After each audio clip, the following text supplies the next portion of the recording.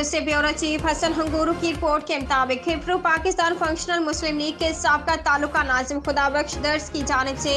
खिप्रू press club के सहाफ़ी और शहरियों को अफ्तार डिनर दिया गया। अफ्तार डिनर में खिप्रू प्रेस क्लब के रवां फरीद मोकल की शिरकत। तफसील के मुताबिक खिप्रू शहर के बाईपास पर दर्स हाउस में पाकिस्तान फंक्शनल मुस्लिम लीग के साबका ताल्लुका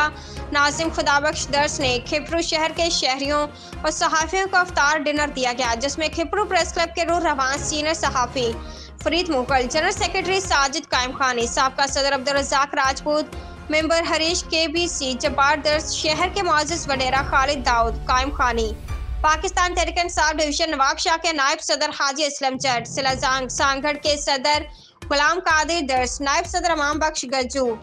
तालुका खिप्रू के सदर अली नवाज हंगूरजू, फंक्शनल मुस्लिम लीग के रहनुमा मोहम्मद खान हंगूरजू, खलीफा इब्राहिम हंगूरजू, समाजी रहनुमा अब्दुल्ला राजड़, मलबक दर्स के अलावा सैकड़ों की तादाद में शहरियों ने शिरकत की। इस मौके पर आने वाले मेहमानों ने कहा कि हाजी खुदाबख्श दर्स ने अपनी साबका रिवायात को बरकरार रखते हुए हर साल की तरह इस साल भी शहरियों को याद रखा और अफ्तार डिनर पर बुलाया।